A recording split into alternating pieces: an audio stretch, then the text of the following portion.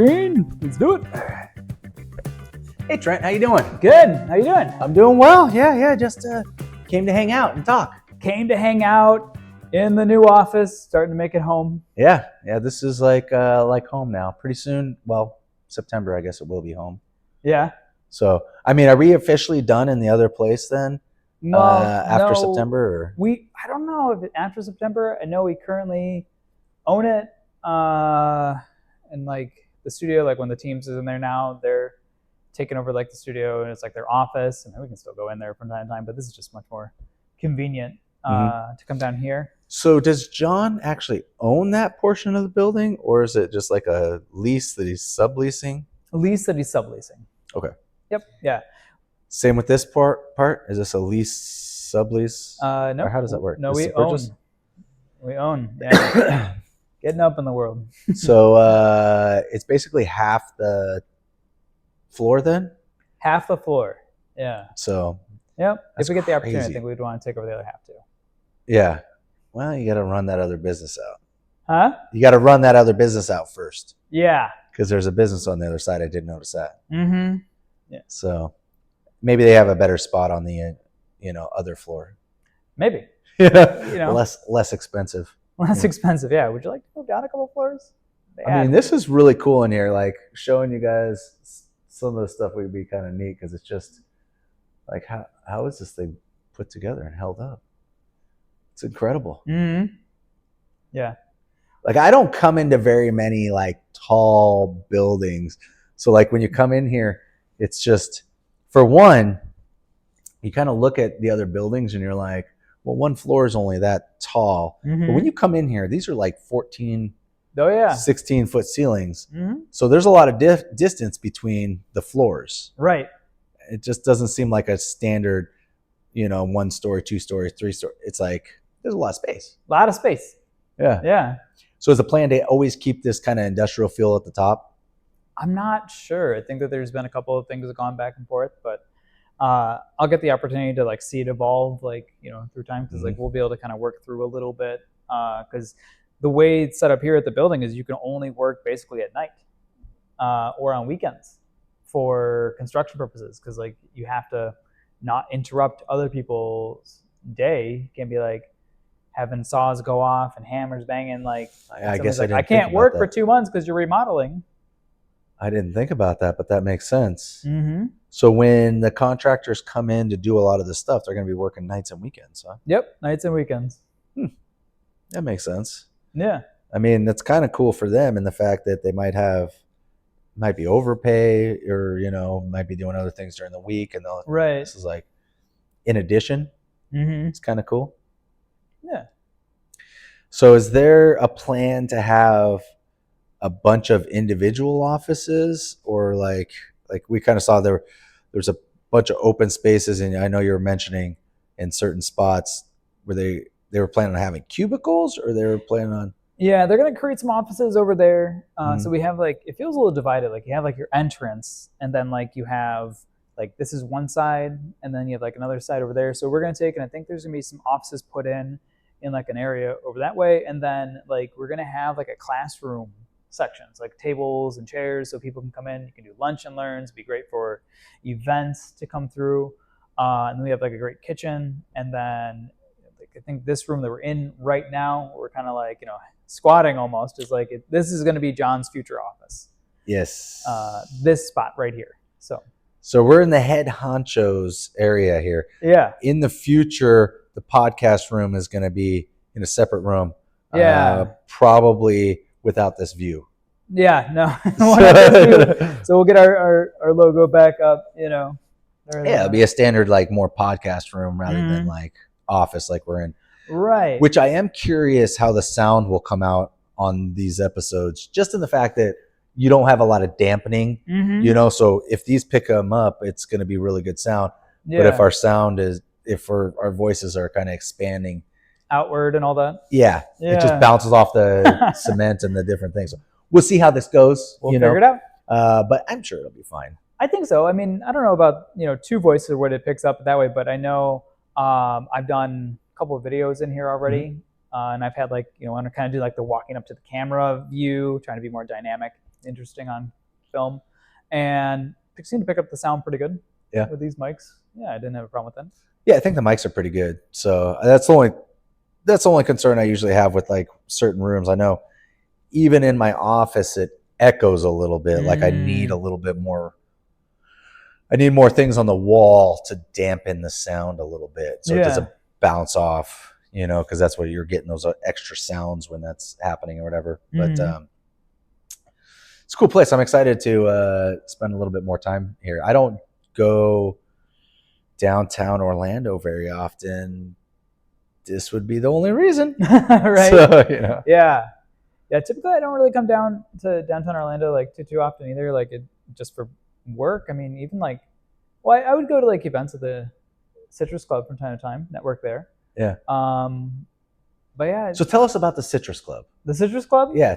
Well, it's one of those like premium like club kind of areas. Like it's connected to a lot of part of a network, I guess. Like I was kind of hearing from like the recruiter there who would like trying to get people to join.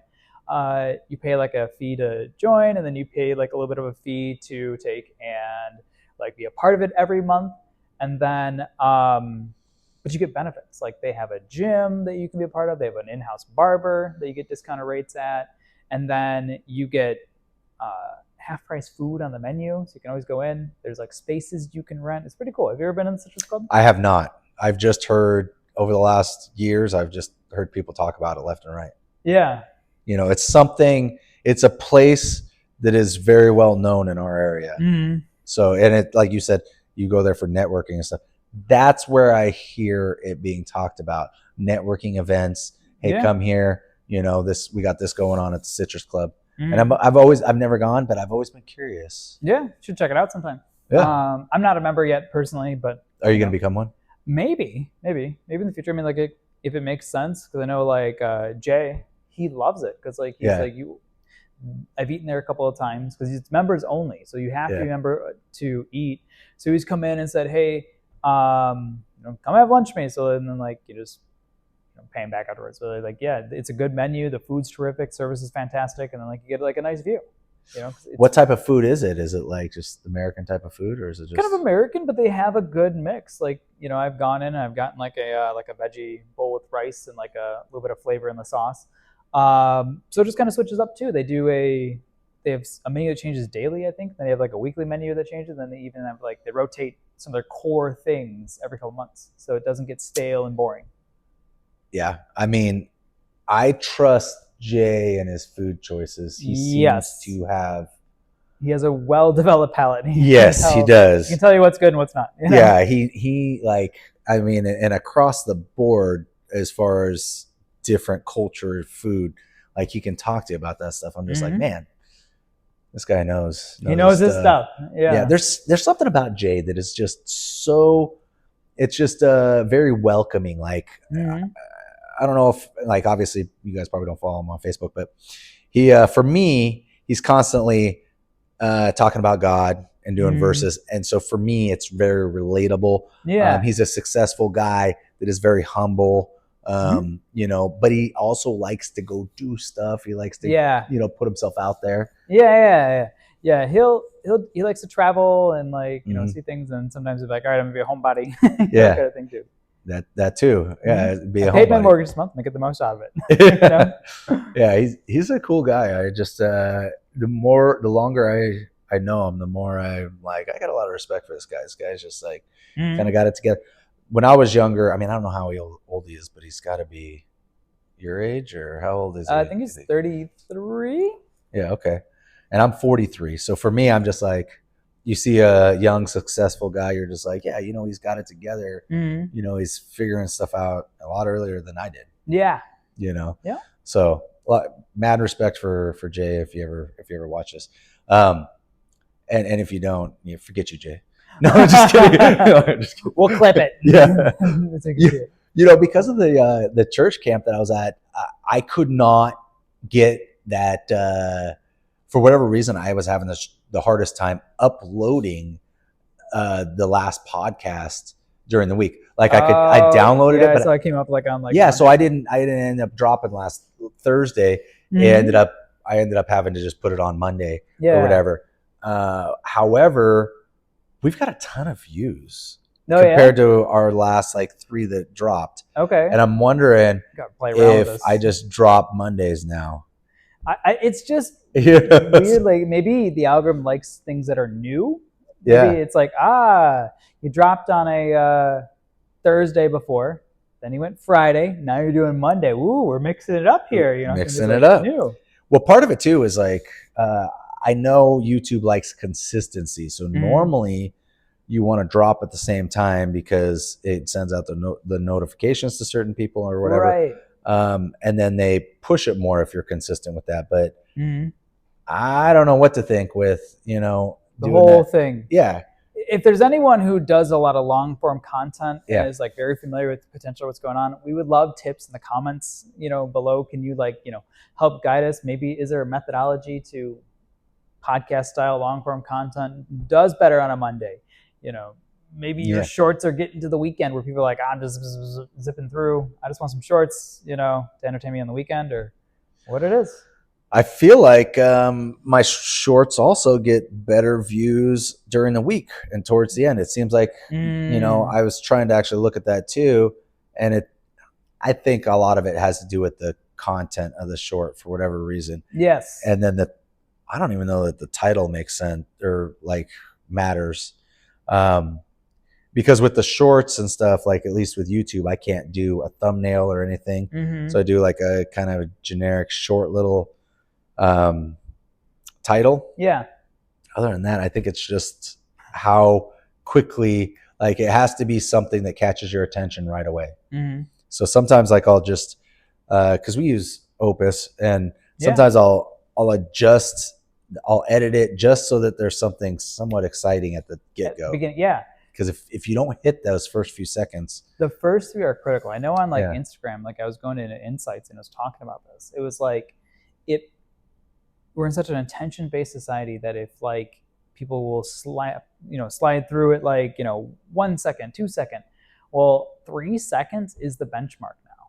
You need anything goes past 3 seconds, like people start thinking the algorithm, oh, maybe this is good, because the whole thing is they want to promote content that people watched for like more than just zip, so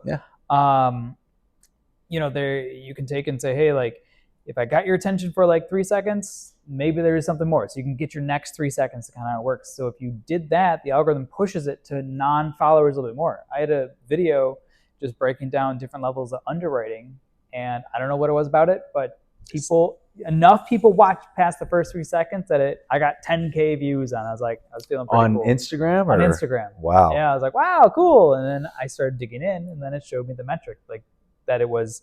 This video was watched more than 3 seconds than any of your other videos for whatever reason. So, and it obviously wasn't the topic.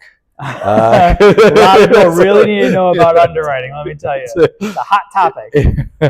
Because if it was purely the topic, I can't imagine that. Because most of mine, where we break down that type of stuff, those shorts don't get as much. Usually, the ones on YouTube for me, the ones that hit are the ones where we're having more personal conversation. Yeah. And those ones seem to hit. I think the most any of my shorts have hit, at least up to this point, is maybe 3,500 views or something. That's still good. Yeah, it's not bad. Yeah, I would say on average, these ones, the loans to listing ones, typically get on average maybe 1,500 to 2,000 views. Yeah. On YouTube, but I get a decent amount of views, but they all stay within there. And then I know there's like the ones that are a little bit more technical that I still like to put up on there. They tend to get like 600 to 1,200. Okay. So, and it is interesting what hits on Facebook versus what hits on YouTube. It's completely different stuff. And on YouTube, it used to be the other way around, but YouTube likes slightly shorter things now. They're a little bit more like TikTok. Before they were like a little bit long. Facebook, I can get away with like a couple minutes on the video, and it does just fine. Like people, their attention span Go is watch it and go through yeah, it. Yeah. it's a little bit better. So it's kind of interesting. Like algorithms are interesting on different things.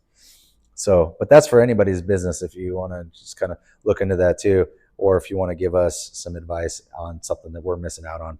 I would love to kind of fix anything. Yeah, I'm always looking to grow and learn and be better. And we know that these algorithms can change like at any time. Like however the companies want to run their business, because obviously the purpose of having things go longer is, or like getting more views on something is, they want to be able to stick ads in, right? So if your video is interesting and you're going to keep people on the platform, they want to have, it's like every 3-4 videos ad, 3-4 videos ad. So if like your stuff's interesting, they'll promote it more because they want to keep people on their platform. They want to keep people engaged because it's easier to put an ads on versus like, oh, I watched this video, I'm bored, I'm leaving. I wonder too, because it feels like the longer I'm there scrolling, the more ads they put in. After a while, it starts to be like every other thing is an ad. I've noticed that sometimes too. Like maybe I've scrolled too long. There's a lot of ads, or I'm starting to drift into things I'm not as interested in. Maybe I ran out of like highly topical stuff, and it's like, all right, do you like this? You like some baseball? And I'm like, no, not really. Yeah, nobody's perfect, so yeah. I mean, baseball is kind of one of those sports. It's like, I feel like it's dying. Do you feel like baseball's dying? I don't know. I only follow football. Okay, see, it's dying. It's dying. I can't health check it. I can't speak to it. 20 years ago, you would have never said, I only watch football. I don't know anything about baseball. That just wouldn't have happened, I don't think. I might have watched the Cubs when I was in Illinois 20 years ago. I know I've been to a Sox game. I feel like the MLB is, they go on strike constantly. They got they're not playing. Yeah, they got nonstop issues like how they run their sport. I feel like they kind of brought it on themselves. Football was starting to have a little bit of a hiccup during the COVID times, and then they just put their thumb on it, and now it's back to what it was. Well, it's doing even better. So like the cool thing, because I can speak a little more about football, and one of the things that I look at, because I do fantasy football, and they talk about like cap space and stuff like that. So like based on the revenue that football brings in as a whole, the NFL, they get to say to teams, hey, you get a little more cap space. You can spend more money on players. Well, this year there was a pretty substantial increase on the cap space, the amount of spending that each team's allowed to spend on players. So that's kind of a metric that you can see that, hey, it is doing better. Where like I know it either shrunk or it didn't go up like very much at all, during like COVID. That's interesting because I do feel like football talks about cap space more than anything else, but they're very particular. Like it's hard to make as much money in football as it is the other sports. A lot of it is because there's 60 players on each team versus baseball. You have a lot less. Basketball, you got a lot less. Right. Hockey, you got a lot less. And so, and then it's like, why would I spend so much money on this running back, even though it's such an important position, when I could save only spend a quarter of the money and get a guy that's darn near as good, and then more than likely they're gonna get injured anyways, So that's the other thing with football, because like I look at basketball right now, and I'm a Golden State Warriors fan. I grew up in the Bay Area, and my father-in-law is a huge Lakers fan, and so I pay attention to usually at least those two teams. I pay attention to the whole sport, but but a couple days ago, LeBron signed, a 1-year deal with the Lakers. Okay. $52 million, but now they only have $6 million left in cap space. And I'm just thinking, this is your last year. You're already a billionaire. Why wouldn't you just play for like $2 million and make sure your team was super good so that you won a ring? Right. Instead of like squeezing out the last bit. Right. Because you already, he did Space Jam, and like he's got all these like, he probably, I'm sure there's a shoe deal. I don't know. There's a huge shoe deal. Yeah. Yeah. So yeah, he's basically, I mean, not basically, he is a billionaire. He's like the first active player to become a billionaire. He's played 20 years. So he's been playing since he was 18. Okay. So 21 years. This might be his 22nd year. Gotcha.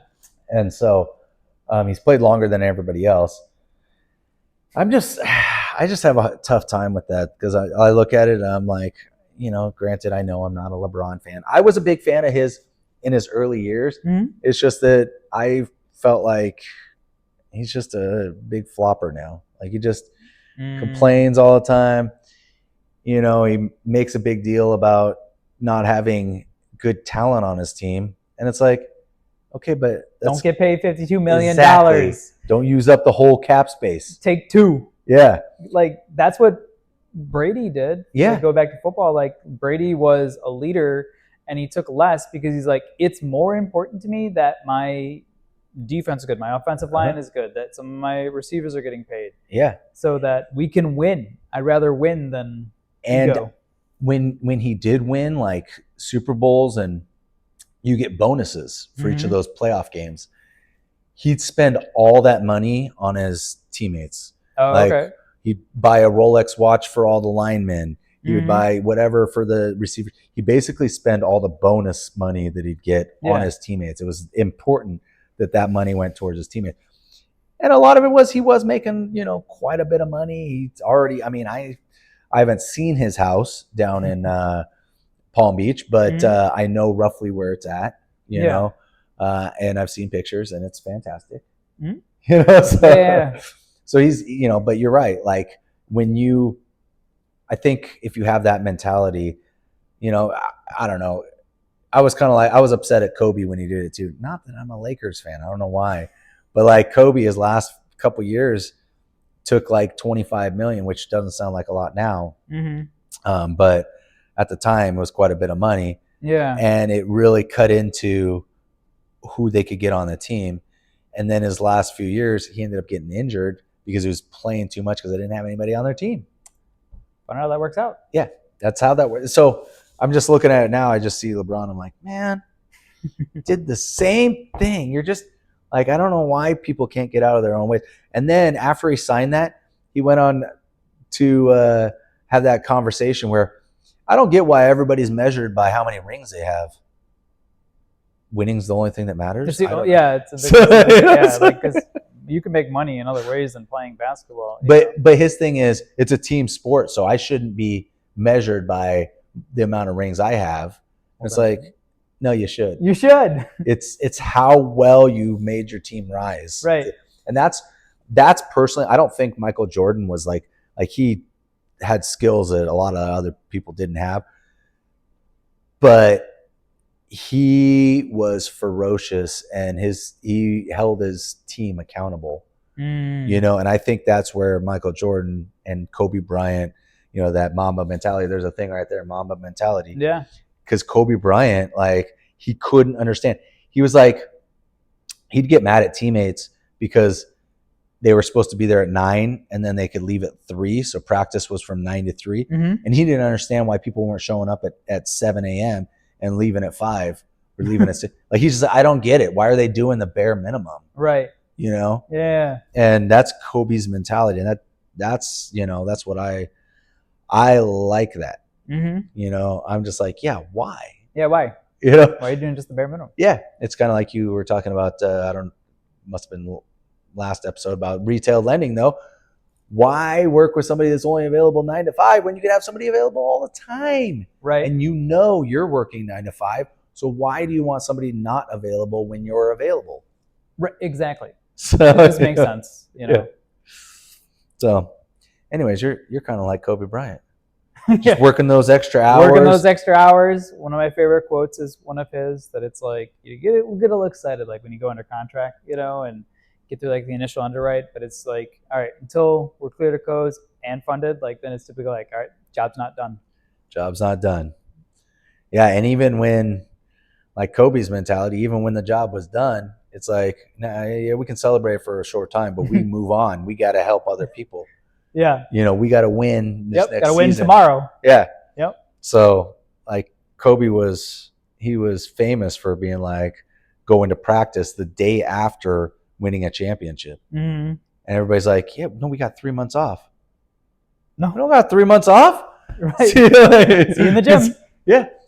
And Kobe's thing was, I only have 18, 20 years to play this game. Mm-hmm. So I'm going to make the most of it. Yeah. You know? And if you can play 18 to 20 years, that's, you know, it's most people can't, you know?